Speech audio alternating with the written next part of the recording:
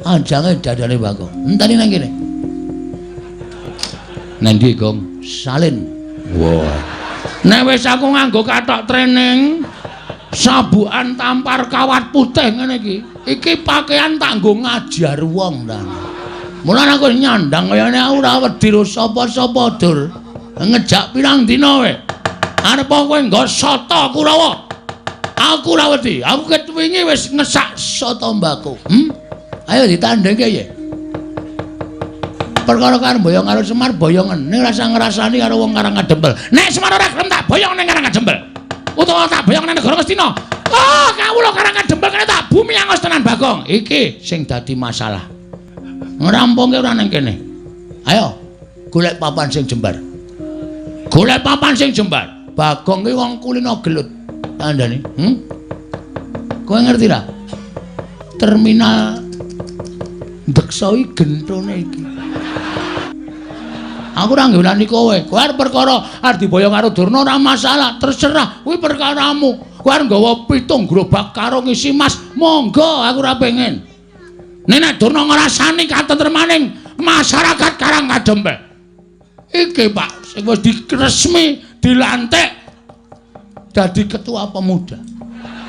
Iki dadi kewajibanku tentrem lan orane desa kuwi nang pundhake para nom-noman, ora kok malah nom-nomane padha teler-teleran, padha dolanan obat. Manusia macam apa kuwi? Terus di mana? Di mana tulang punggung negara nek tulang punggunge wedo teng gloyor ora karu-karuan, negarane remuk. Mula aku kudu sesanggem, aku tak rampungake. Aku adoh saka minuman keras, adoh saka obat-obatan. Sirku ngopo? Gawe tentrem Karangkadempel. Nek ana sing ganggu Karangkadempel kaya Durna kuwi mau, aku sing ora nrimakake.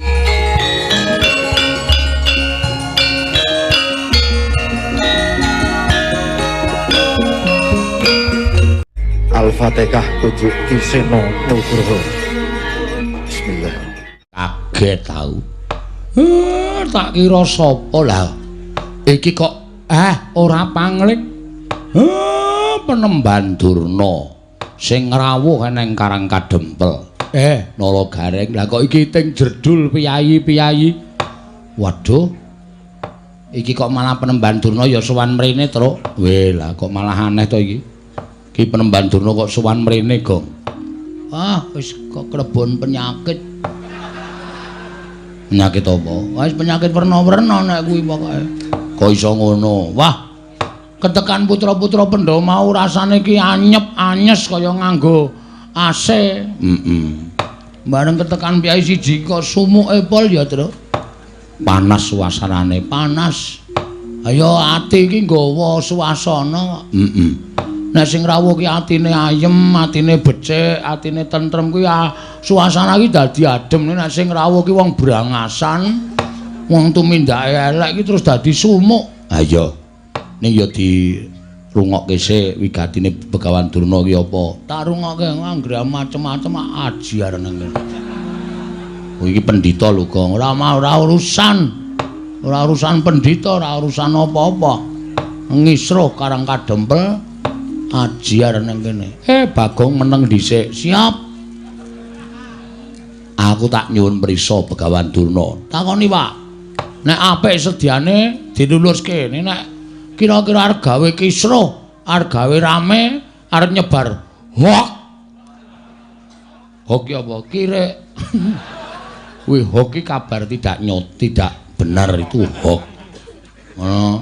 Oh, ngono. Penemban wilujeng. Iya Semar. Slamet tekaku ning Sambikala. Arep aku tekan ning papan kene ana swara sing ora kepenak. Ning ora tak anggap ya ben. Penemune wong kuwi dhewe-dhewe tumrap Begawan Durna. Ana sing penemune wong Durna kuwi apik, Durna kuwi becik, kuwi ya akeh. Ning ana sing duwe penemu Durna kuwi ya ala, kuwi ya monggo. Monggo anggone biji. Kula nyuwun pangapunten anak kula. Ora apa-apa. Wilujeng rawuhipun slamet tekaku. Penemban bekti kula kunjuk. Nala Gareng tak tampa pangestuku tampanana. Nggih.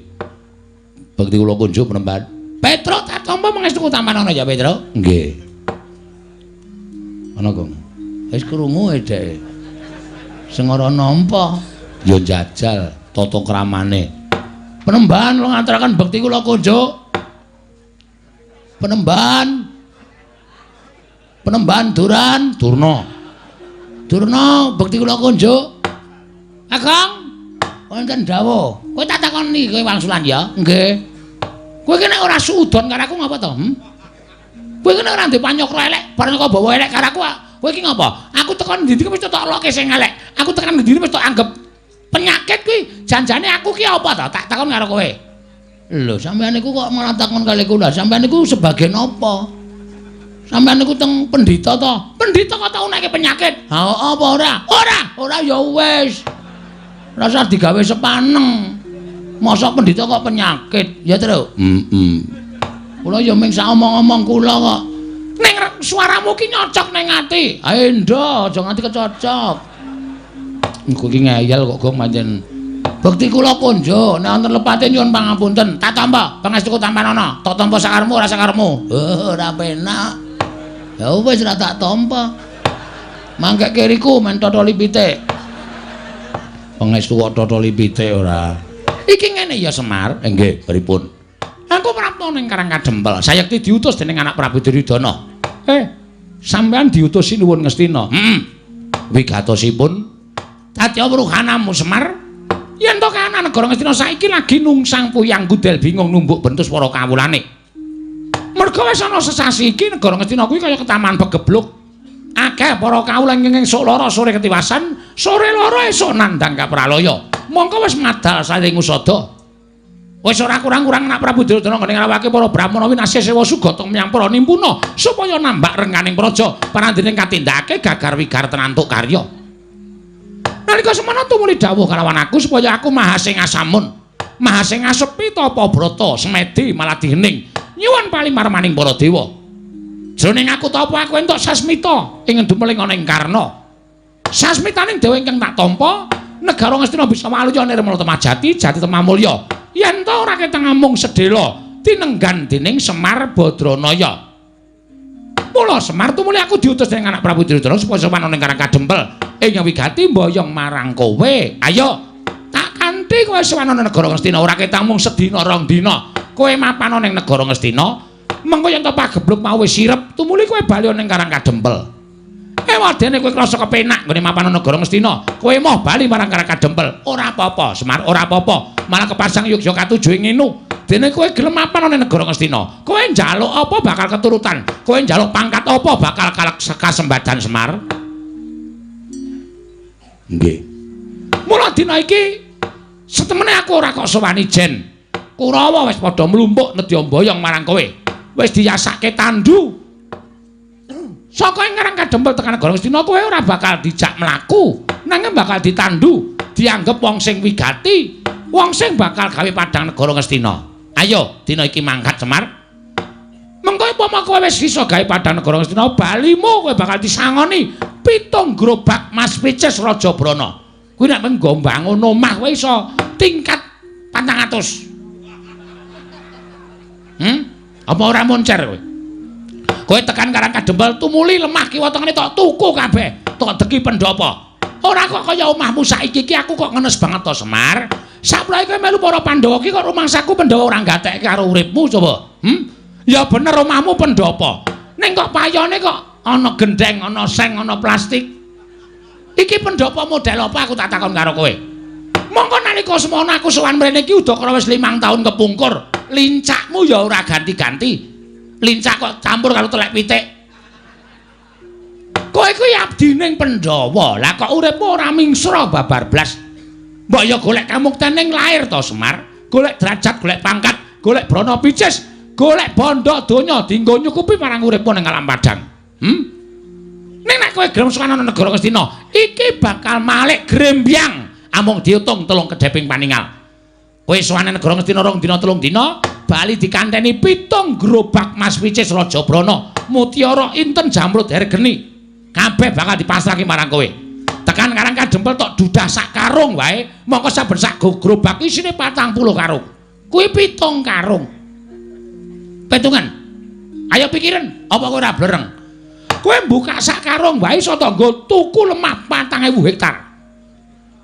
Wis, tok deki omah 350 meter. Yasa stadion bal-balan.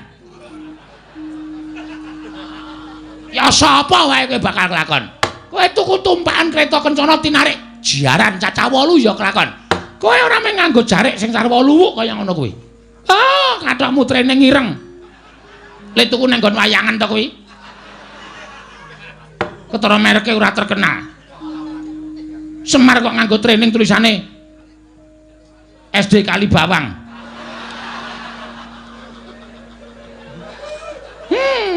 Cetha nek training le ngenehi kuwi dum-duman. Sarungmu ya mung sarung luwuk kaya ngono. Kowe suweng ya mung suweng lombok abang ora ganti-ganti. Kowe sesuk nek wis saka negara Ngastina nganggo suweng sing gedene sak kurungan jago, dumadi saka inten ya iso nganti kewer-kewer kupingmu. Kowe nganggo sarung prada emas ya kelakon. Untumu sing siji kuwi ditretes inten. Dadi nek guyu mak klop-klop ngono. Apa ora glelek?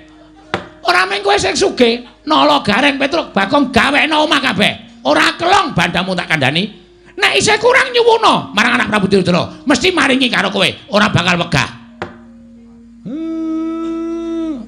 Wong urip ki mboten anu lho Pak. Mboten napa jenenge iki ngawula bondo donya. Arep kokean bondo donya nek atine ra tentrem ya terus heeh. Nek cara aku mbok wis Pak urip ngenten iki malah kepenak. Ya, Gong. Ya ora ana ya penak sugih. Maksude piye to kuwi? Gelem Mar. Lho. Kono aku njaluk 2 karung.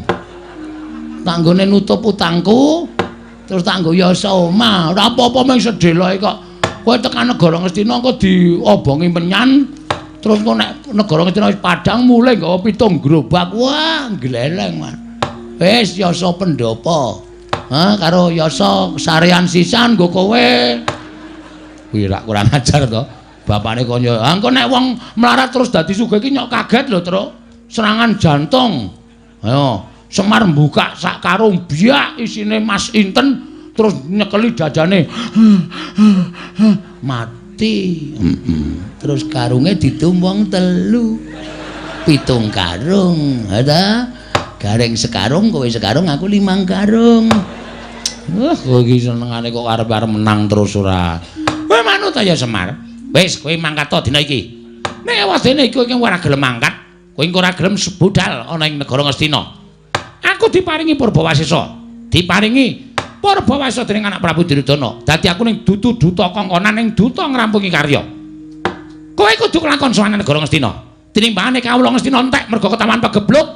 Aku bali marang Praja Ngastina ora gandeng karo tanganmu, ora iso nyowanke karo kowe. Wanter ngendikane anak Prabu Duryudana, Begawan Dara bakal dicopot kelenggane, yen perlu bakal dikethok gulune dening anak Prabu Duryudana. Mula sowanmu iki mau nyelametke uripku ya Semar, kejaba nyelametke uripku, kowe manut karo aku. Ewadene kowe ora manut karo Begawan Dara, tak kanthi ning Ngastina kowe ora gelem, tinimbangane aku mengko mati dipejahi dening anak Prabu Duryudana. Oh, kawula kowe ting tak ruda paripeksa.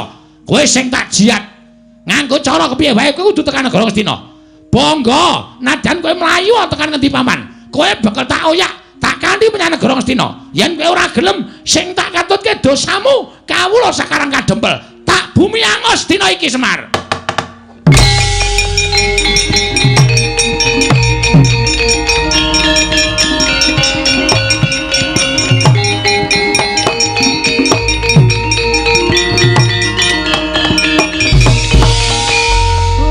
Bagong ngarep ngopo? Sik, Mar. Tenang, Mar. Iya ana kata-katane Durna sing marahi atiku merkitik. Merkitik piye? Durna mau arep meksa karo kowe ning negara Ngastina ora masalah. Kowe pribadi urusanmu wong loro. Ora ana sambung rapete karo anak-anak. Ora ana sambung rapete karo kawula Karang Kadempel. Ning bareng Durna ngucap, nek Semar ora gelem diboyo ning negara Ngastina, kawula Karang Kadempel ardi bumi angus. Iki nang kene iki sing marahi muntap aku, Pek. Pak kok, Pek. Aku muni Pek, Po. Heeh. Ameng lirik kok krungu ya, Mil. Kowe iki nek omong sok kebablasen ora. Iki sing marahi aku ora seneng, iki sing marahi aku ora trima. Nek masalah kok diembet-embet karo kawula sak Karang Kadempel. Aku tak takon, kawula salahe apa? Kawula ora ngerti kenthang ki muling lelakon pojok plereting kanan. kok arep dibumi angus karo Begawan Durna. Ora sadar dhek nek dhek iki omong ning ngarepe ketua pemuda Karangkadempel. Sapa gong ketua pemudane? Aku. Lho. Kowe to saiki? Aku saplai menang voli. Wah. Ame menang voli kok dadi ketuamu. Gleleng padake toser. Wo. Gaweane ngumpani tak umpani swara semet, tak umpani swara semet. Lho, kok voli kok umpani swara? Dolop kok mingan. Dolop-dolop ora. Nemban, ngapa, Bagong? Kowe kok maju ning ngarep aku? Aku kan ngurus omonganmu. Ngurus perkara omongan sing kepiye? Kowe mau omong muni piye? Lho, kowe kok ora basa karo aku? Oh ya ora penak suarane. Gunane apa aku mbasani pendhita sing ora penak suarane? Kowe sadar ora to? Nganggo jubah putih, kethu putih kuwi pambegane ya putih, resik atimu. Ning sing putih mung jubah karo kethumu, nek atimu letek kowe pendhita ndok basa. Penyakit kowe. Mulane ndi-ndi anggere ning Durna geger, ngendi-endi anggere ning Durna geger. Kowe menghasut dengan kata-kata sing ora bener. Loh. Aku muni piye kok kowe nesu? Kowe mau muni piye? Sing arep tok bumi angus sapa? Karangkadempel. Karangkadempel ki masyarakate akeh.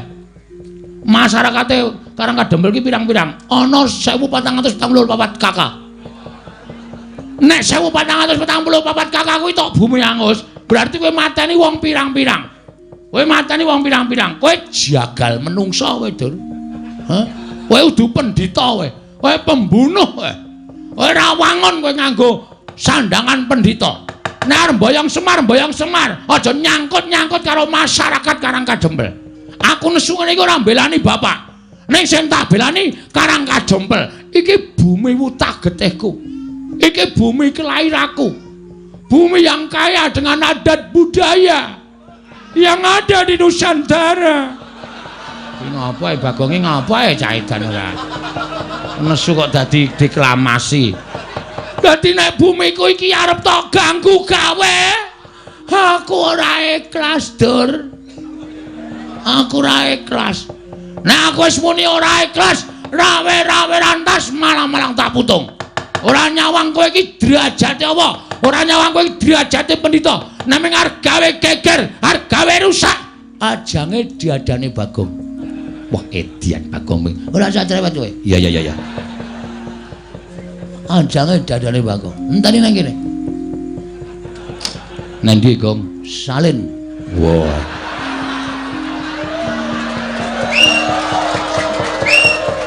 Nek wis aku nganggo kathok training sabukan tampar kawat putih ngene iki. Iki pakaian tak nggo ngajar wong ta.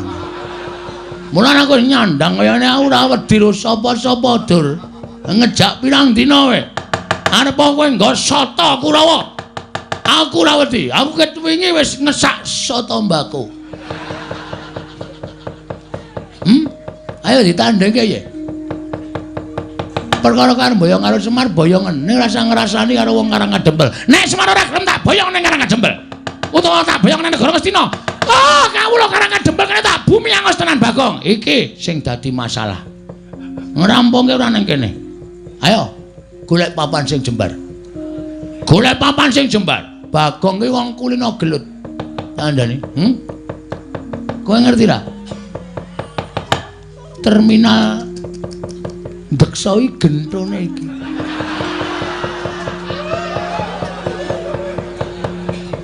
Aku ning wis insaf. Aku wis ora manggon ning kono mergo aku wis tutuk lekku. Edan cara mbiyen. Dadi nek arep golek masalah karo aku ketangga ora Dur. Lho, nek ngono kok wani karo Durna? Genawe susul klambi kok ora wani piye? Wis nganggo training kaya ngene kok. Iki nek nggo nendang iki ora bakal suwek. Hah? Wong wis suwek ket wingi kok. Heeh. Ha iso ngono kok. Wah, iso nggo mlebu tangan. Mula aku nek kukur-kukur kok penake ora jamak-jamak. Anggere turu tak kukur kaya kejel-kejel. Dapure ora. Hah? Mula ana bedhekan bakso apa sing paling enak?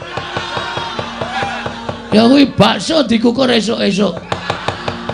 printeng dasmu lho Gong kowe iki omongane ora. Ayo, nendi pampane terkati lho, Bagong pepalange Begawan Durna. Ora minggal ayo metu coba. Ayo tak tutke Begawan Durna.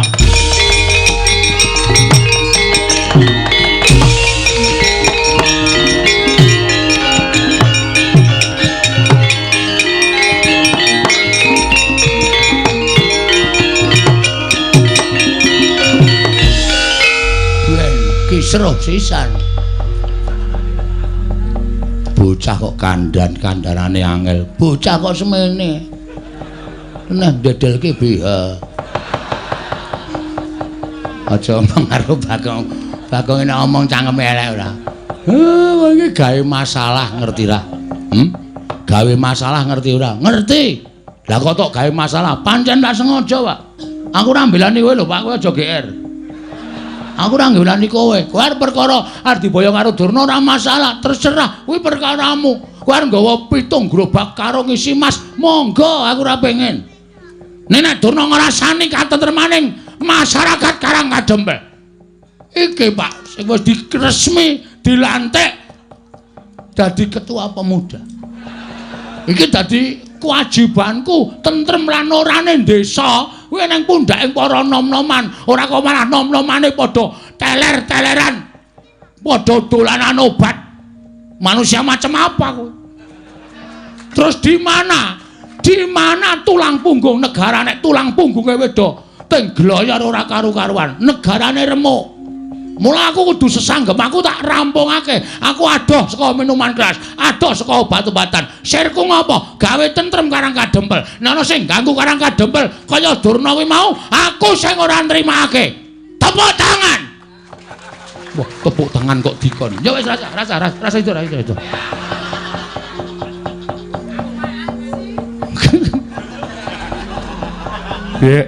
Bocah kok senengane gawe heboh lho. Heboh nek ora heboh nek ora dadi senengi. Aku dadi kangeni mayang sewengi ra metu Bagonge ditakoke. Ayo. Ngerol e. Ha wis kono nek nandangi Durna dik ditandangi. Lho. Aja sik ngewangi sapa? Lah wong sing nantang kowe kok njaluk diwangi. Truk. Ngewangi ora kowe? Aku ora ndek masalah apa-apa kok. Aku ono dirampungke dhewe. Aku le ngoyo perang Kurawa ming nglabuhi lambemu mbok yo men. Reng kowe ora ngewangi aku apa? Lho, ngapa aku ora ndek masalah apa-apa kok? Ya wis, oke. Kowe ngono saiki karo aku. Ora masalah. Dikira aku terus ming semendhe karo kekuwatanmu apa, Truk? Dumeku anake Semar sing dhuwur dhewe, sing jangkae amba dhewe, sing kekuwatane gedhe dhewe. Kowe tak suwuni tulung nyingkirke memala Karangkadempele wangsulamu kaya ngono. Oke. Tak titeni omonganmu esuk sore iki. Asli aku tak titeni. Wah, anggere kowe njaluk tulung, Gong. Iki, Gong. Tak preke omongan. Wis ora sambung karo kowe aku. Gus, apa? Sampeyan sayang mboten kali kula? Lho, kowe iki abdiku, Bagong. Mongko kowe abdi sing paling nyenengke. Ngamarta ki nek ora ana kowe ming ana Gareng karo Petruk karo bapakmu ki ora gayeng. Ning nek ana kowe dadi gayenge ora jamak-jamak. Ngamarta dadi kaya kebak kabagian. Betul. Terus mengenai hal seperti ini, sing endi? Durna niki wau lho. Pun kula tantange. Sing nantang Durna sapa kula? Sampeyan prisa to? Iya, aku ngerti. Lah terus napa sampeyan mboten ngewangi kula? Lho, Bagong, kowe arep gelut karo Durna to? Nggih. Aja kuwatir, aku sing ngrampungi. Kok njur ngambung barang. Saking seneng kowe. Daradasena. Apa? Kowe sampeyan sayang kula mboten? Ora. Mbok sayang yo. Lah piye kon ngajar Kurawa? Wis kowe lungguh sing kepenak. Engko Kurawa tak jotosane. Asik. Ndara gak kaca. Piye Bagong? Kula dipotoli sirahe. Yo, aja kuwatir potolane. Wong sik drat-dratan langsung dicabut ae. Yo. Ben rusak ora iso didandani. Yo. Ndarantarja, apa Bagong? Kula disemburi kabeh. Yo, semburane. Ben do mlonyo awake men do mundur saka Karangkadempel. Yo, engko nek Durna mangkano maju perang krubut wong pirang-pirang. Yo, aja kuwatir. Ndara Bimanyu. Apa Bagong? Sampeyan tahu to pas ngelak nika kula goleke unjukan Melayu aduh banget nganti kula gembrobyos. Iya. Pas teng-tengah ngalas kelingan to. Iya. Pas pados Wahyu Cakraning ra. Iya. Dados pendhita. Iya. Kelingan mboten? Kelingan. Berarti lelabuhan kula gedhe tumrap sampeyan. Ora bakal tak lalekake. Saniki kula nek ke taman kanan kaya ngene iki panjenengan pripun? Aja kuwatir aku mbelani kowe. Sip. Ora butuh kowe nyok. Wala edan ya. Bagong ngrayu sapa-sapa kok ya iso to ya. Padhake ora butuh kowe, terus ora butuh gareng. Iki lho rekan-rekanku. Wis siap nandingi para Sata Kurawa. Oh, ngoten. Awong ya urung do mangkat kok. Kaya kowe iki bombong-bombongo. Oh iya ya. Niki lajeng mangkat methuke Kurawa njeng napa? Lho, aku manut kowe. Kowe iki ketua pemuda to. Aku manut ketuane. Oke, ketua pemuda memerintahkan anak-anak Pandhawa Buddha sekarang menemui aduh kok. Lho, Ana apa? Anu Sata Kurawa. Dibuat mundur. Pukul mundur para Sata Kurawa. mangkat saiki, Bagong. Buddha samrika ngestoke dawuh Bagong.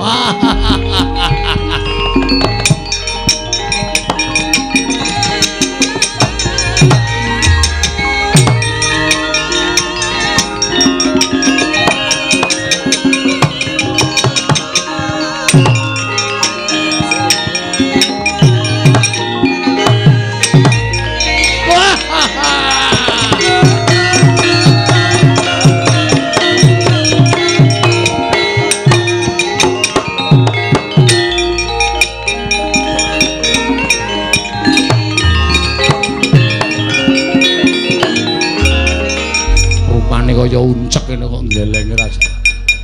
Piye, do percaya ora karo aku? Ketua pemuda sing ngesahke Nalendra Ngamarta do wedi karo aku. Budal saiki sendika Bagong. Wah. Aku nek ora menek ora dipercaya karo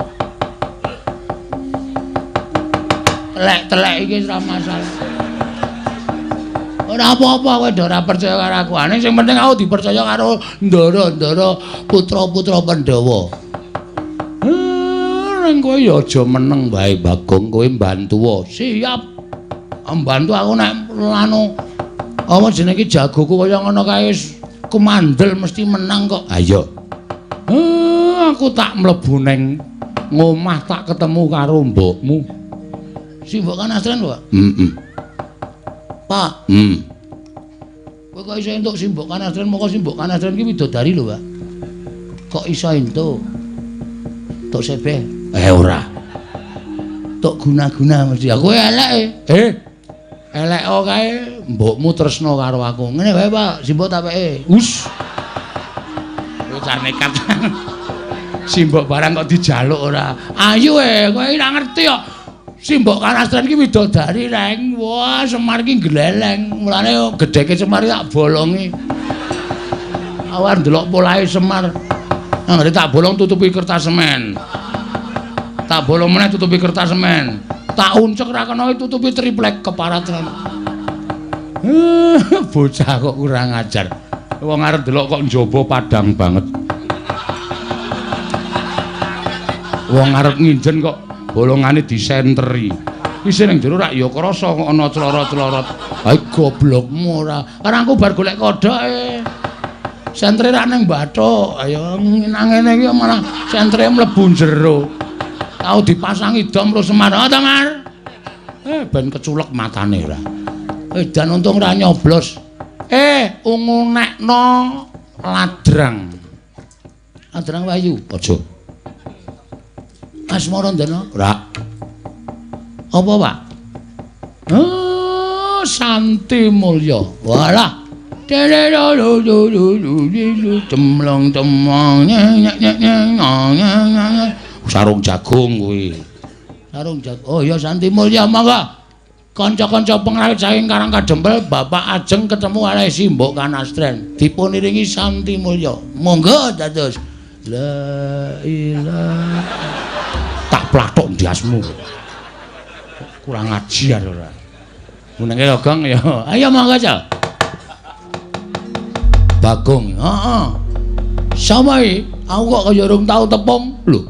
Aku Kurawa, piranganing Sata Kurawa.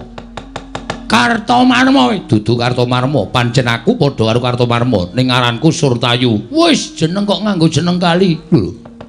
Jeneng kali sapa? Serayu. Surtayu. Surtayu dasar pranyata.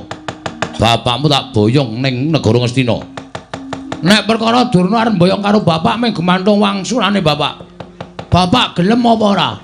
Nek bapakmu ya wis wong nyilik wong ngomboyong ki adile sing diboyong gelem ya mangkat ora ya wis. Ora kok meksa sak penake dhewe. Terus arep gawe geger Karang Kadempel. Bagong sing ora trima.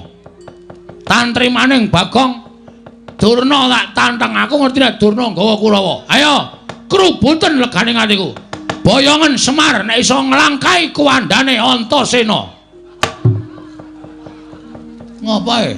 Aku sing tok ajokke. Ha sampean iki ajeng ngewangi kula mboten? Ngewangi kowe. Aming ditantangke kok nesu. Lha niku wong tuwa dikeplak. Salah kok omongane ting clemong sak penake dhewe. Pun pokoke sampean siap begitu niki wani sikat. Yo. Karo ketua pemuda ora kena ngeyel. Iya ya. Nyepelekke ora. Iki jagoku. Lho, Antasena. Heeh, Pakde. Aku sing ngewangi Siwa Badranaya ya kakekne Semar. Nek Pakde Surtayu ora gelem mundur sak Kurawanu aja takon dosa aku sing ngarep ngundurke Kurawa.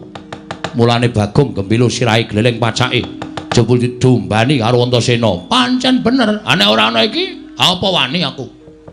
Aku wonge jujur kok. Gandeng ana para putra Pandhawa mula lambeku sak penake dhewe ling jeplak. Mergo aku dikewang karo anak-anak Pandhawa. Ayo. Sirnana Ndara Antasena boyongan Semar. Nadyan kowe diwangi anak-anak Pandhawa sepira kekuatane anak Pandhawa.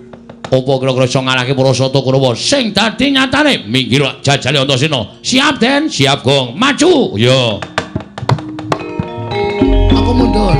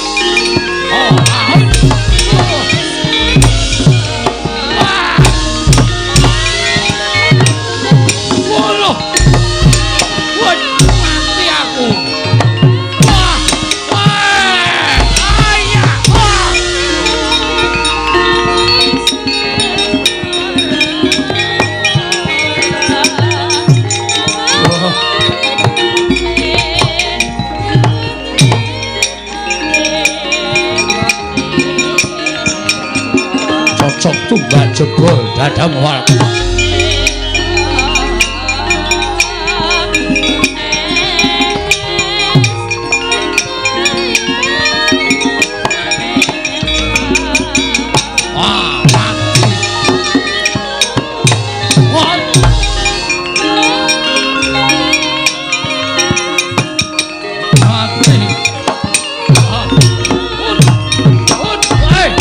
Lagi.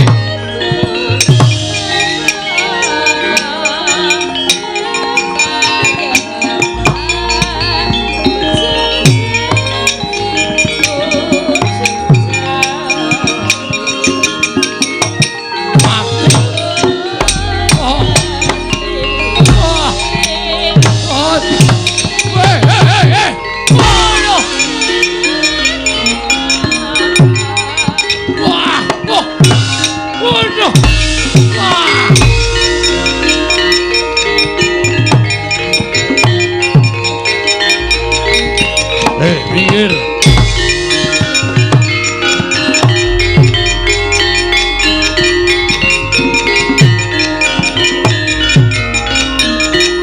Oh, Gatotkaca Siwa Kartomarma. Kula aturi mundur. Wah, ora bakal mundur mboyong Semar. Paribaksa kula wantun kaliyan panjenengan. Ayo, ungano dadamu. Kula aturi majeng Siwa Kartomarma. Mati dening aku. Yo!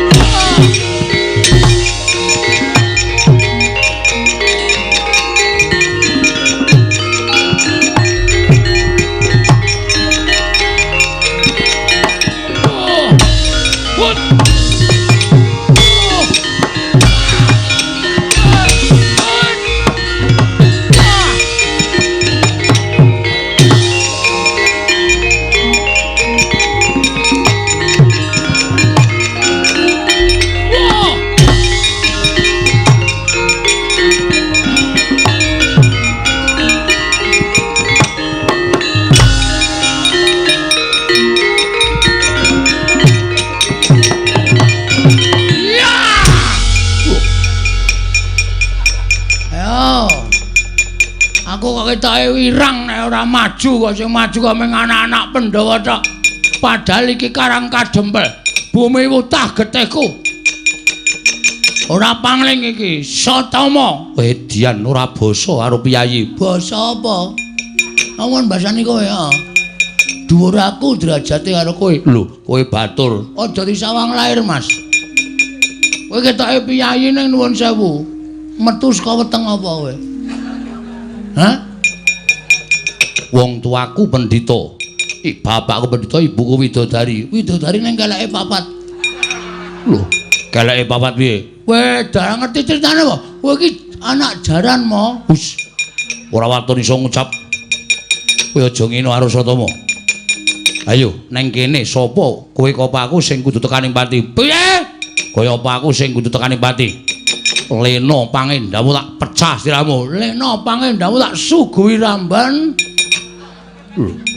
Tanahi dedak kowe mesti doko. Ha ta? Kuwi pangananmu to?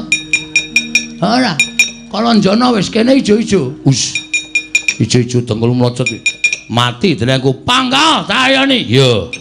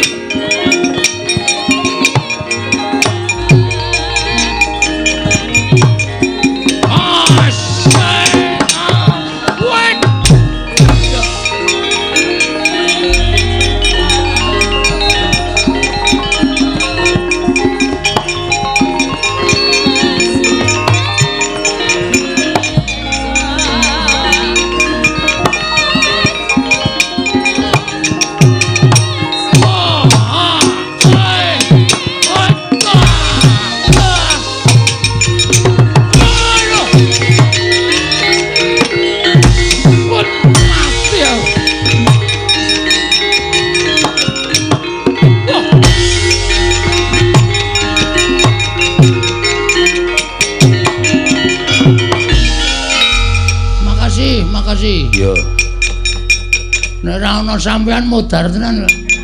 Kita arep melu perang bonangel nggih perang niku nggih. Lah kok kita kaya mencolot-mencolot. Orang kula niku mung guru senam e. Dadi sane mung mencolot-mencolot nek kon ngantem ora iso blas. Pengen iso perang. Pengen iso perang. Pengen. Ngamuka tak bantu. Serius? Yo. Ya ora mung omong kosong lho. Ora. Tak bantu. Carane? Aku mancing ning awakmu. Tenane? Tenan. Metu ngendi? Metu cangkem? Ora sedeng. Napa niki? Niki ciut ning sok amba barang. Dengkulmu mlocot ora. Ngampet-ambegan. Mancing ning awak mau. Nggih.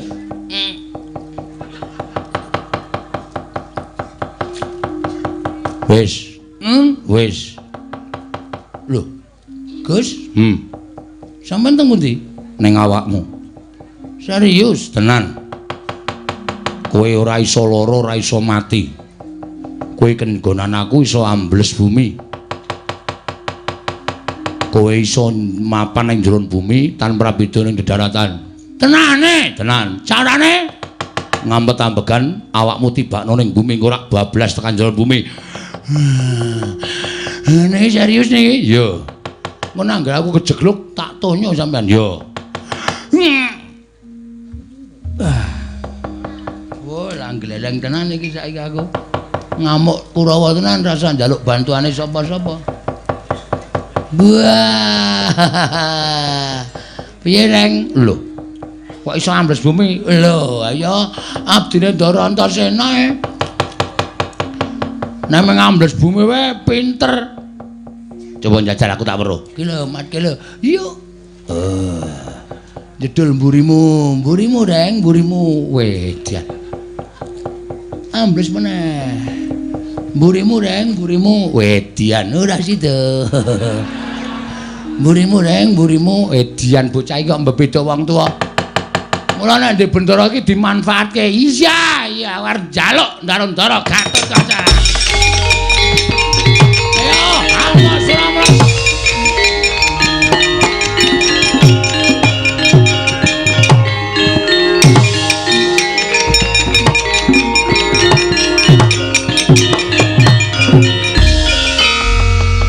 Nolo garing nggih. Ngopo mrene? Bagong pamer Ndara. Kula wiwirangan. Pamer apa? Dinclupi Ndara Antasena terus titik-titik ambles bumi, titik-titik ambles bumi. Tela kula dintekke kabeh. Telone sapa? Tela pekarangan kula do ambruk. Jupuki Bagong saka njeron bumi. Bagong iso ambles bumi. Dinjingi Ndara Antasena, mbok kula dinjingi ta Den, mari iso mabur. Pengen aku mancing ning awakmu? Nggih. Ngampet-ambegan. Aduh. Malah ngentut e kula. Pun kipun. Kowe tak nggoni awakmu kowe iso ngambah Dirgantara. Sapa-sapa iso tak sambri. Oke, Gempon.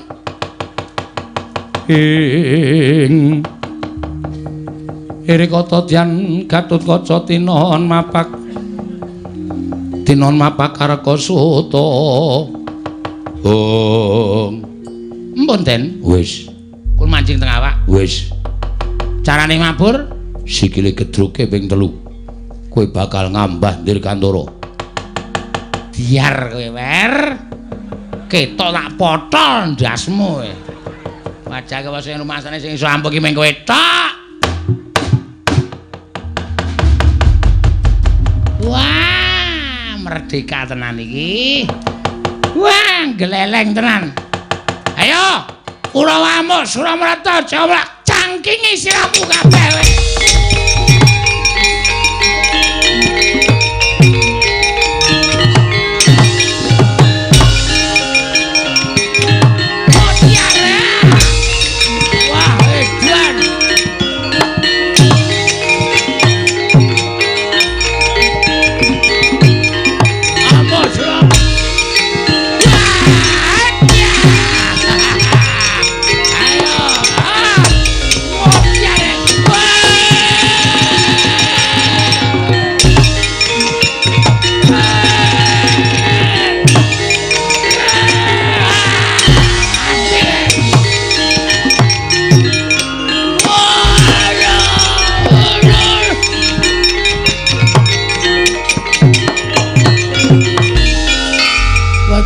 bajigul.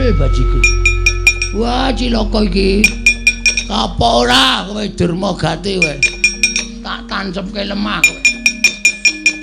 Mati dereng aku Kurawa kok glelenge karepe dhewe. Kowe tak plinteng ndasmu lho, Reng. Konjur aku ditimblas-timblis wae. Wong loro digdaya tenan iki, Gong. Ya, kowe iso ambles bumi, aku iso ngambah ndir Gantara.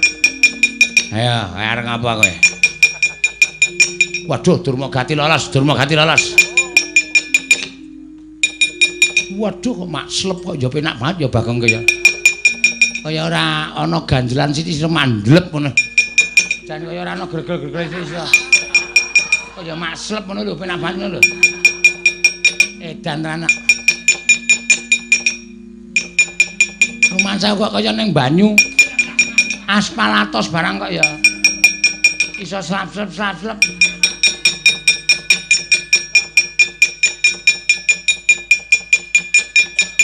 Kurawa bubar ora karo-karuan. Ming mungsuh Panakawan kok sak penake dhewe. Oh, Kurawa nggedabiah kok kian cacah ngrebdo tanpa guna.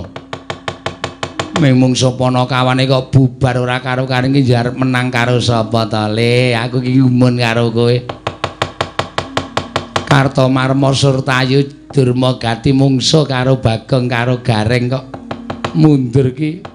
Mongko kadang nata apa ora jeneng mirang-mirangke. Selamat malam.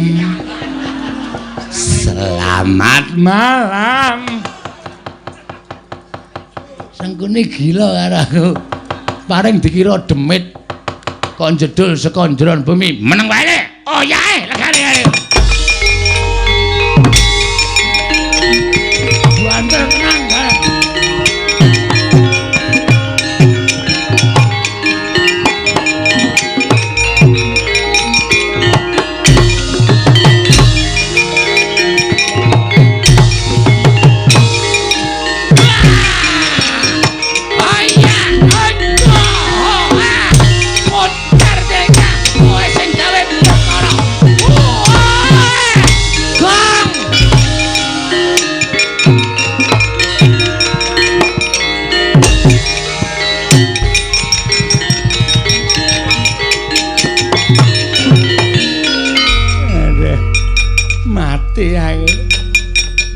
Mati aku Sambata.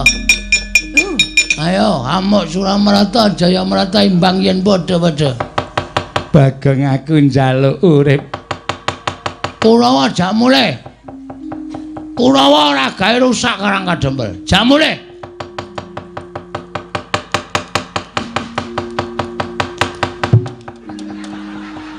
Lak tonya lho, Reng. Medhune nang isor nggo pencokan sirah. Sorry. Ayo arang rung tau landing. Nyun ngapura kaya. Ge, sing dadi tok sumbering perkara wis kecekel. Heeh. Kapake Reng. Bondo wae. Terus tangane dibondo, sikile dibondo, klikarke ning aspalan. Kowe golek beras sak gegem, heeh. Aku tak golek pitik sak oke-oke. Beras diwur-wurke ning mripate Sengkuni, pitik diculke ora nata limatane Sengkuni. Aja, urung entuk pitike. Lho kok geger to ya? Aduh Bagong, aku njaluk ngapura. Mesake kuwi jenenge niksa. Ya nek Sengkuni mati namung picak. Namung dadi tukang pijet to. Ha iya. Sakit to? Ngene wae, golek gerobak loro, terus gulu taleni gerobak kon mlaku ngalor, sikil taleni gerobak kon mlaku ngidul. Engko ora pedhot wetenge. Aja Bagong. Gerobake lagi nggo ngusung damen. Kowe santai wae. Aduh mati aku. Aku tak nggawa Kurawa mulih ning aja mbok siksa. Mulih. Ora mulih ditanono kowe. Iki aku nek wis nesu ngene iki aku gelem ambles bumi, kowe tak pendhem urip-uripan ning bumi modal lho Sengkuni. Iya aku tak bali.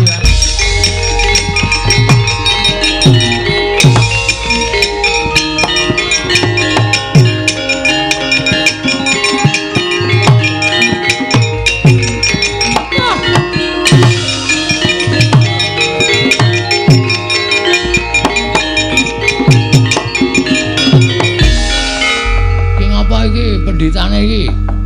Aku mah pengen boyong karo bapakmu ayo. Aja ngoparangi karepe Begawan Durna. Kowe aja ngoparangi karepe Begawan Durna. Terus kowe arep ngopo? Nek kowe ngoparangi karepe Begawan Durna, kowe tak katutke dosane, kowe tak sirnake Bagong. Wo, lu ngerti awake dhewe ya. Biar nyenake Bagong apa piye?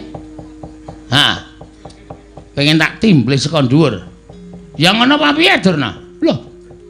Lho Gareng kok iso mabur? Lho, Gareng wis tuku tiket pingenane kok. Pajake ra iso mabur. Gareng nek wis ngono kae nimblis apa-apa iso pecah sirahe. Gareng nimblis sampean dies. Sampean pecah sirahe glecak. Aku saka njeron bumi. Slep. Halo. Iki tak ketokke ndase tok. Ndase tak ketokke, awake tak klelepke. Hah? Kowe ditimblis Gareng. Ak candhawamu ak pendem urip-uripan sing arep ngewangi kowe sapa ya? Hah? Loh, kowe iso ambles bumi cetha yen kowe kenjingan Antasena. Pancen iya, mula aku digdaya. Tamana cundha maneh ning nganti aku tekan ning pati meguru karo kowe. Cundha maneh ora temomo ning awakku, kowe sing tak ajar Begawan Durna.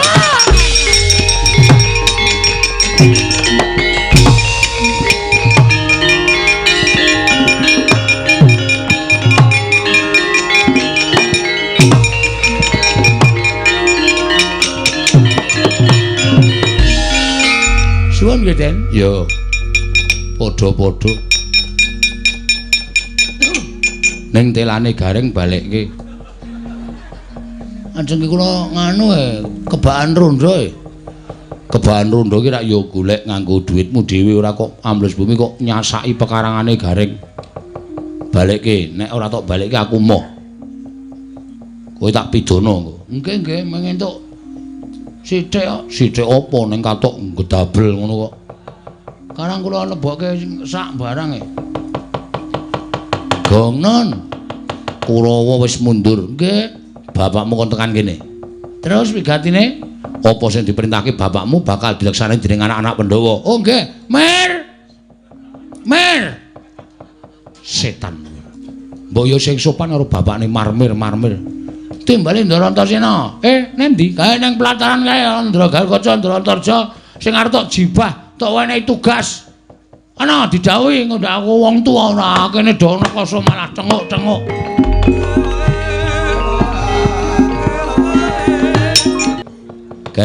Pripun Den? Njumbake lawan kesagu aku nalika semono, aku sagu diutus neng Ndarawati. Nggih. Aku sagu diutus neng Kamarta, aku sagu diutus neng Mandura. Siwa Badranaya. Nggih. Tak suwun ampun ngantos dados dredah. Pokoke upama sinuwun Narendra ingkang kula kersakaken rawuh nek ora kersa rawuh ora apa-apa, ning sing baku pusakane. Dadi sing diutamake pusakane. Oh ngono kae. Nggih. Yen pancen kaya mengkono aku tak nyuwun pamit. Yo Siwa Semar aku nyuwun pamit. Siwa Badranaya aku nyuwun pamit. Nggih, ngatos-atos kula enteni teng Karang Kadempel.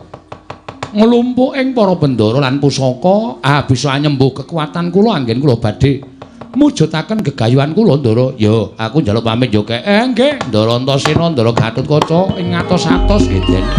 Wasisane ku Bathara. Ora panglingka Yatmat Jaku Ndrapsila Geni. Pisan geni ingkang sowan ning Projing Ndarawati. Padha kanthi harja nggir sowanira kulup Bambang Wisanggeni. Tansah pinanganing kawidadane ring Sambikala Praptakuwa, aku ngaturake sembah bektiku katur ngersaning wa Dwarawati. Ya, tak tampa. Gawe gedhening atiku ora liwat pangestu ning wakmu tampanana. Ndak gegem dadiake jimat. Antasena Atmat Jaku Cabagus padha kanthi harja sak praptamu. Pangestune Siwa Ireng wilujeng niring Sambikala. Aku ngaturke bektiku katur ya wa. Ya nggih tak tampa pangestuku tampanana. Anggir kekalih. Ingkang paman ngaturaken karaharjan rawuhipun nggih. Paman Setyaki minantu ing karaharjan sowanku paman bektiku katur ya paman. Nggih kula tampi. Bektiku katur ya mak cilik. Nggih kula tampi Anggir Antasena. Dipun sekecaken anggenipun sami lenggah wonten ing Datul ya Projeng Ndorowati. Yo, mak cilik kaya wis ora kurang prayoga. Misanggeni. Ana mari gawe apa dene sira sowan mongko tanpa tinimbalan. Mara gage matura, yen pancen sowanmu iki saka pribadimu dhewe, matur ingkang terwaca, nanging yen ana ingkang ngutus sira diutus apa kulub? Oma ireng. Atmajaku ndrep sila geni kepiye? Sejatine mraptaku ning negara Ndorowati iki ora saka kareping Wisanggeni dhewe, nanging pancen aku ana ingkang ngutus sira kulub diutus dening sapa? Aku diutus dening Kaki Badranaya, ya kakekne Semar. Wa mugi andadosna ing kawuningan yen to sejatine kakekne Semar mau banget nggone menggalake marang negara Ngamarta. Ya kuwi negaraning pepundhenku para Pandhawa. Mulya ento nganti ana wawan sithik wae tumrap negara Ngamarta, mesti kakekne Semar mbudidaya supaya mulihake negara Ngamarta kaya wingi uni. Ya, pancen kuwi kewajibaning Kakang Semar Badranaya. Lah, dina samengko cetha banget Kakang Semar dawuh. Kalawan Wisanggeni kakekne Semar dawuh kelawan aku. Yen to wektu dina iki negara Ngamarta nedheng taman Pacoban. Akeh para kawula ingkang padha singnar marang kautaman, wekasan jejeking adil padha ditinggal. Pernataning hukum negara ora padha dipaelu. Wekasan padha nggudel bingung, numbuk bentuk sakarepe dhewe. Mula kakekne Semar bakal duwe gawe ya kuwi mbangun kayangan dudu kok wujuding wangunan ingkang magrong-magrong, ingkang tanpa beda kaya wangunaning kayangan kuwi ora. Nanging pengen mujudake negara Ngamarta kuwi uriping para kawula embane kaya ning kayangan. Kebak ing katentreman, kebak ing karukunan lan kabungan, ora ana rasa cedha cinedha, ora ana rasa cacat cinacat lan ora ana rasa gejegan. Anane amung sarwa tentrem, suka raharja. Kepengin diwujudake ana ing negara Ngamarta. Nanging ana syarat sranane ya kuwi kudu nampa rawuhing pusaka Ndorowati ya ing winastan Sekar Wijaya Kesuma. Mulawa gandeng kakekne Semar kuwi piyaying wis keladuk yuswa. Mula tumuli Wisanggeni nyaguhi marang apa kang dadi dawuhing kakekne Semar minangka duta saka Karangkadempel sowan marang Projeng Ndorowati. Ing wigati aku pengen nyuwun ngambil Sekar Wijaya Kesuma yen perlu Siwa Ndorowati ndak aturi rawuh ning Karangkadempel. Saperlu ngestreni marang kakekne Semar nggone bakal duwe gawe mau apa upama Siwa Ndorowati ora kersa tedhak dawuhing kakekne Semar cetha lamun yen Siwa Ndorowati ora kersa rawuh ning Karangkadempel ingkang kudu rawuh pusaka Ndorowati Sekar Wijaya Kesuma. Wa ireng ing Ndorowati.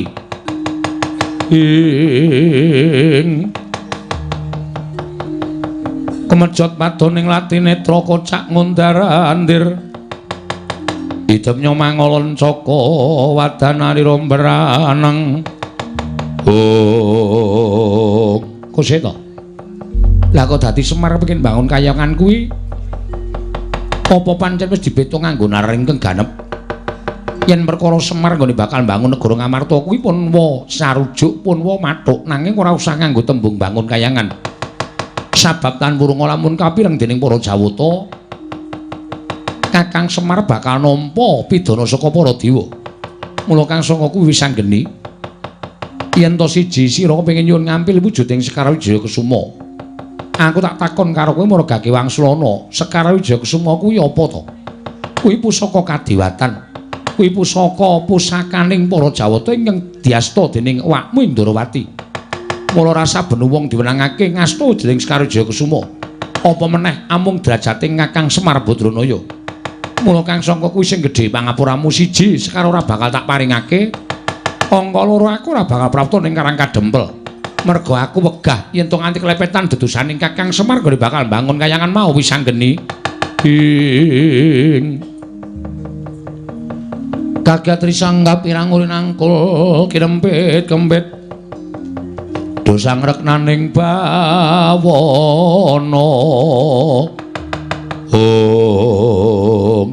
Di Wisanggeni wis didapuk minangka dadi juru wicara wondene aku ingkang eksekusi. Lho. Tembungmu ki apa? Tegese aku sing tumandang karya. Nek padhe ora maringake Sekar Wijaya Kesuma diboyong marang Karangkadempel, Tegese Pakdhe ora njurung marang kersaning kakekne Semar nggone bakal bangun kayangan negara Ngamarta. Tegese Pakdhe mentala marang kacintrakaning negara Ngamarta, Pakdhe seneng yen to negara Ngamarta bakal rubuh. Merga kawulane padha nungsang puyang godel bingung numbuk bentus sakarepe dhewe.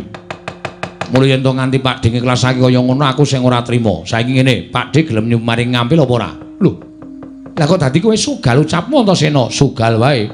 Sampeyan men disuwuni ngambil Sekar Jagasuma ora diparingake kok dadak nganggo tata krama.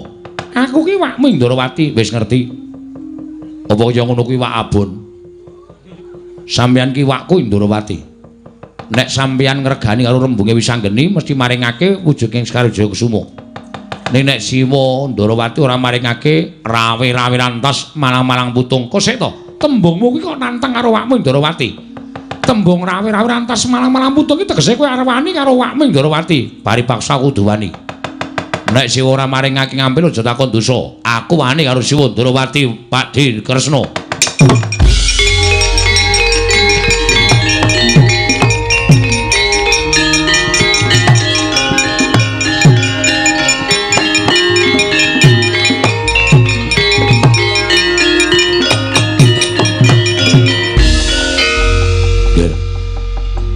Menawi angger badhe tumindak kados mekaten mangsaipun sanes Kanjeng Prabu Ndrawati.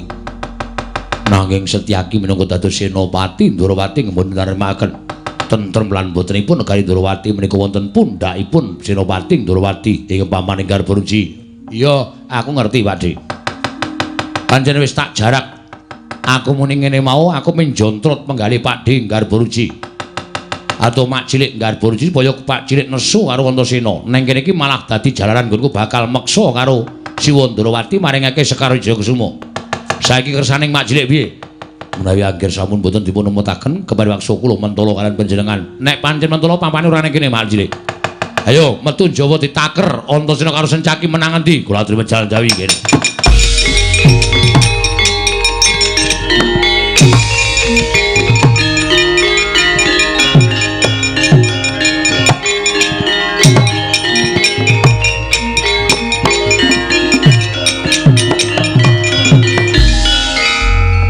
Krewikan dadi grojokan, geguyon dadi tangisan. Mongko niate wakmu ora kaya ngono kuwi Sanggeni. Lah kok dadi kadangmu ngrandu gombol ing ora bisa meper marangmu bal-babaling kanepsun.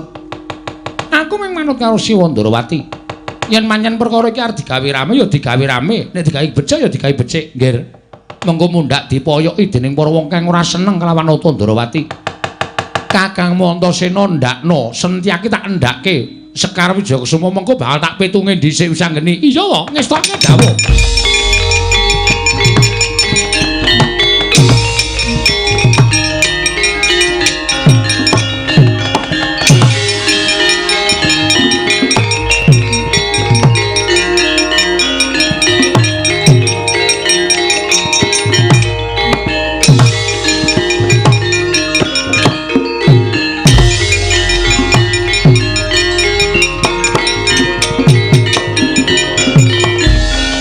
Keperanggul mungguing ayuda kemapak bawatnya bentar bawatnya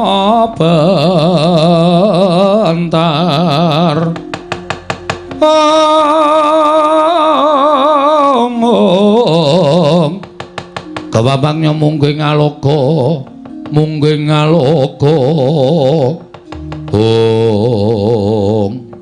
neng kene saiki ditemtokke Antasena karo Mak Cilik Setyaki iki kekuatane menang endi? Janjanipun kula melas kalian panjenengan. Aja melas, Mak Cilik, aja melas. Wong isa depan-depan ngene iki aja nurut duwe rasa melas. Mengko ndalik tumandang ora lahir batin. Ketokno kasudibianmu aku ya tak ngetoke kasudibianku. Babar pisan ditaker anak werku Dara karo Satria Garbaruji iki menang sapa? Nggih. Ngendikanipun sampun kados ngaten. Panjenengan mriku ngendikanipun nyocok dhateng manahipun ingkang paman. Pancen tak sengaja Mak Cilik. Nek ora ngono ndak ora dadi perang. Malah saiki diseksekke para kawula sanegara Ndrawati. Antasena karo Setyaki iki menang endi? Nuwun sapunten, pancen ora kena digawe becik. Yen ora kena digawe becik, njaluk pangapura yen pamanmu Garbaruji mentala karo kowe Antasena. Ayo panggah tak ayani Mak Cilik Setyaki. Oh, iki merganing batimu. Kakang Antasena Kakang Antasena aja kaya ngono.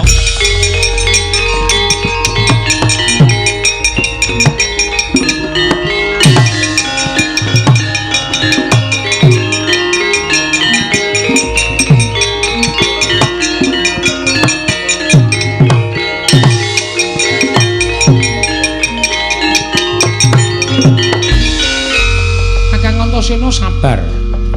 Wah, ngegol-goli kowe kene.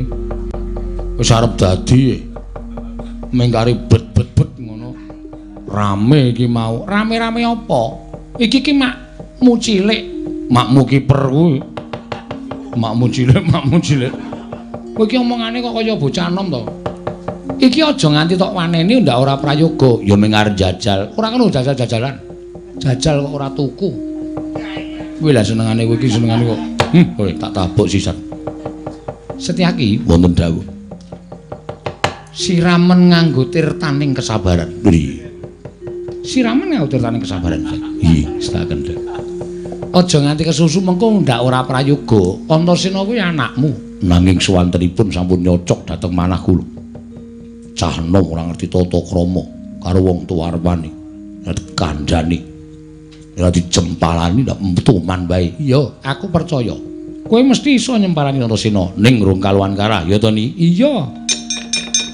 Urung karuan kala sing dadi nyatane jadiane jajal nek iki kose wis ora padha gelut to aku wegah nek kaya ngene iki Antasena piye Sekar Wijaya Kusuma tak paringake lah rak ngono ket mau lak malah ora geger to Pak Dik mau nek wis paringake mau malah ora gayeng kaya ngene iki wis to gawanen nang aku mengko uga bakal prapta ning Karang Kadempel. Aku arep nekseni kaya ngopo to Kakang Semar kok bakal bangun kayangan Guru Ngamarta. Ya. Mergo aku percaya karo Kakang Semar iku ora bakal tau goro karo sapa wae. Aku ingin tanggung jawab po. Ya, bisa ngene tampan ana. Sawise mbok tampani kowe bali marang Karang Kadempel. Engko ora suwe aku mesti bakal budal marang Karang Kadempel ngaturake panuwun po. Sekar Wijaya Kusuma boyongan dhisik mung aku nututi. Iya, Siwa Ndarawati ngestakake dawuh.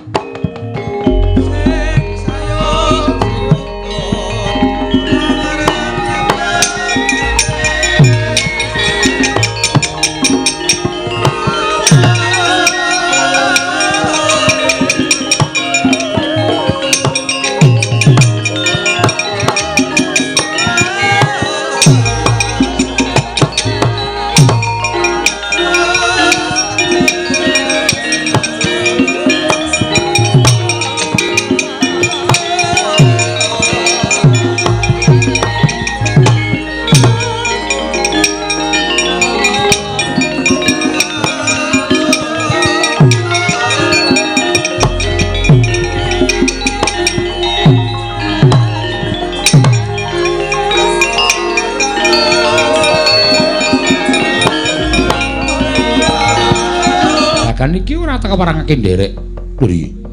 Reksanan negara Ndarawati ya Dimas. Nggih, nistakaken dawuh. Aku tak mbuktekake kelawan kabar ing tak tampa saka anakku Ndarbsila Geni Yasi Wisanggeni. Nggone Kakang Semar kepengin bangun kayiwangan dan tumraping negara Ngamarta. Nggih. Nistakaken dawuh Paduka Kanjeng Prabu. Menawi kula mekaten sembah kula ingkang gumiring jengkar Paduka Setyaki iya. Aku njaluk pamit titip negara ya Dimas. Loro nistakaken dawuh. Sugeng tindak Paduka mugi kali sing sambi kala prapta wonten negari Ngamarta. Setyaki kadangipun Kakang Yayi. Iya, ngaturake panuwun Dimas. Umikun sing langit kelap-kelapaton. Lergen saking risang mawe gandrung. Ing Antarja. Nggih, kasinggihan kula ingkang sowan. Kula ngaturaken bekti kula kunjuk wa ya tak tampa gawe gedhening atiku ora liwat pangestuning Wakming Mandura Tampanono. Kula pendhingga jimat paripin dayaning kasantosan. Eneng apa kowe sowane negara Mandura? Mugi andados ing kawuningan lho. Sowan kula mboten saking pingajengan kula piyambak namung dapur dipun utus dening Siwa Semar Badranaya. Lho. Kakang Semar utusan lawan anakku Jangkar Bumi nggih kasinggihan mengaten. Wigatine Kakang Semar utawi Siwa Semar Badranaya badhe ambangun kayiwangan wonten negari Ngamarta. Mboten ateges ambangun papan ingkang endah, namung bangun dhateng gesangipun para kawula. bangun dhateng lair batosipun para kawula sak negari Ngamarta. Saengga negari Ngamarta sak mangke saged pulih kados wingi uni mujudaken praja ingkang ayom-ayem tentrem. Nanging kedah syarat-syaranipun wonten kula kunjukaken kersa paduka Kanjeng Wah ing Mandura. Lho, syarat-syaratane apa? Syarat-syaranipun boten sanes kejawi namung paduka Kanjeng Wah Mandura maring ngampil pusaka ing Mandura. Kyai Nenggala tuwin Kyai Alugara. Sak mangke parenga badhe kula boyong wonten ing Karang Kadempel. Lho, Kyai Nenggala. Inggih kasinggihan mekaten.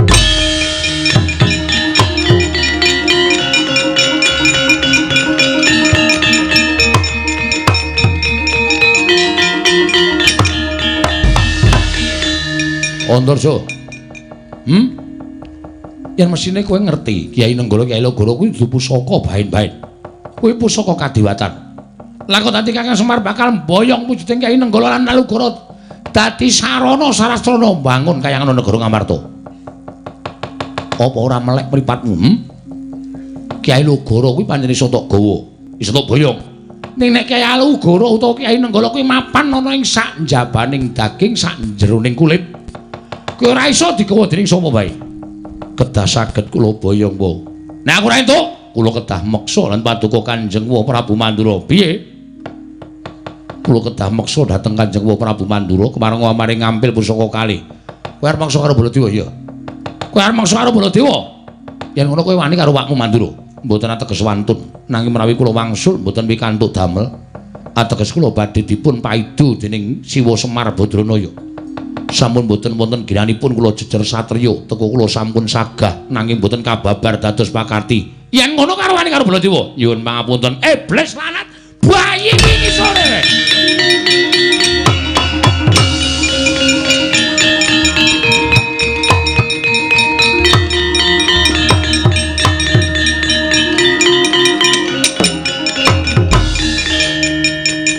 Wah Prabu kedahipun nenget. Ya, aku tak sareh. Bangane seseke ra jamak-jamak aku tak sareh. Aku tak sareh. Ngoyak apa, golek apa? Iye, nyo tampanana Kyai Nenggala.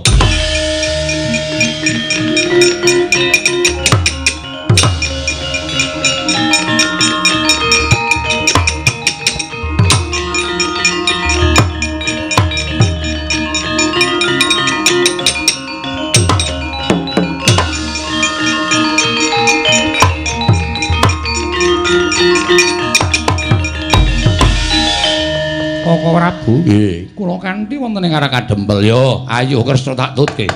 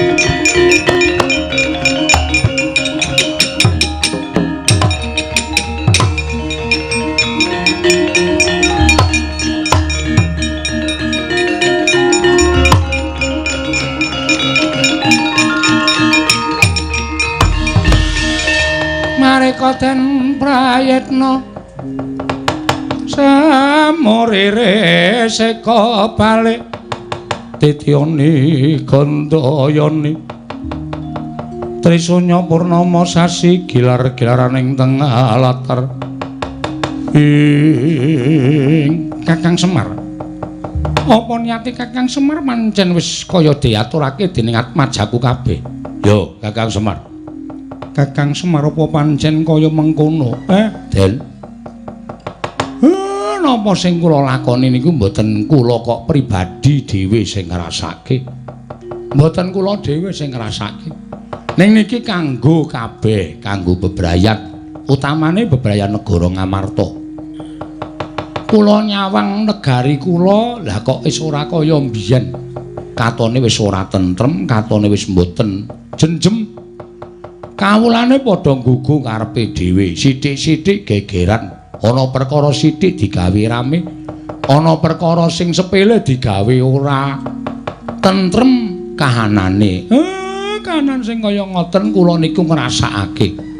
Nek kawula Ngamarta wis koncatan rasa kamanungsan, mula kudu dibalekake. Negari Ngamarta niku dados negari songsong agunging para kawula. Negari Ngamarta menika dumati saking pulo-pulo ingkang kathah ning rumiyin manunggal dadi siji ning saiki kok sithik-sithik geger. Awi dipun dandosi sranane sampeyan-sampeyan iki minangka dadi pangareping para kawula aja wegah cedhak kalih para kawula. Aja rumangsa sampeyan ora duwe tanggung jawab nyaketi batining para kawula.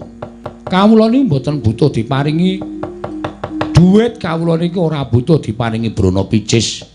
Ning kawula niku butuh dicaketi rasane, dicaketi atine.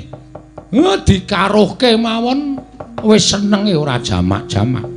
Anane kanan kaya ngeten niku merga kawula ora nate dicaketi karo pangarepe. Mila awi sing empun nggih empun nanging sakniki awi didandani alon-alon dibangun supaya Ngamarta imbanipun kados wonten ing kayiwangan. Gesanging para kawula kebaing katentreman, kebaing karukunan. Sami-sami ngraosi bilih gesang wonten negari Ngamarta kedah junjung dhateng negari Ngamarta. Ngrumaosi jejer putra bumi kudu ngreksa marang praja Ngamarta. Kakang Semar iya. Lah banjur pusaka iki gunane apa? Niki jane rak minggu srana sampeyan leda tekan Karang Kadempel. Nek mboten kula jaluk pusakane ngeten iki, sampeyan ora bakal tekan Karang Kadempel. Monggo kula niku abdi lho. Kula niku abdi. Ora ketang pisan pindho ya sok ditileki. Ora ming dinengke mawon. Nek kula ditileki tok-tok Semar kowe waras apa ora? Kula niki le sowan ya mempenge ra jamak-jamak. Pendak-pendak kula caos bulu bekti glondong pengareng-areng dhateng punden Pandhawa ya seneng kula mboten jamak-jamak merga pendak-pendak kula dikaroke. Ning kula ya ora tau ditileki, ora tau dikaroke. Mula kula gawe srana kaya ngeten niki. Ning napa sing kula ucapke bakal mbangun kayangan niku nek mboten dibantu oleh punden-punden kula sedayanipun lancur-lancur Pandhawa mboten ajeng isa nglakon. Ndara Puntadewa, Ndara Werkudara, Ndara Janaka, Ndara Kembar, Ndara Kresna minangka dados pujangganing para Pandhawa ngemutaken para putra-putra lancur Pandhawa ya ampun adoh-adoh kalih para kawula. Dicaketi atine para kawula, dicedhaki. Mangke nek sampeyan cedhak kalih para kawula niku ora usah mangkongkon, ora usah mangumumke, ora usah ora usah mangratake dening para kawula sedaya pun ngrumaosi dejer minangka kawula Ngamarta sami sengkut gumregut mbangun praja. Sami witados kalian pangarepipun, sami pitados kalian pendhuwuripun. Mergi sing dhuwur ya nggatek karo para kawula. Nek kawula digatekke karo sing dhuwur, kawulane mesti nggatek karo sing dhuwur. Ing mekaten mujudaken praja ingkang gemah ripah jinawi kerta tata turaharja ayem slaminipun Ndara.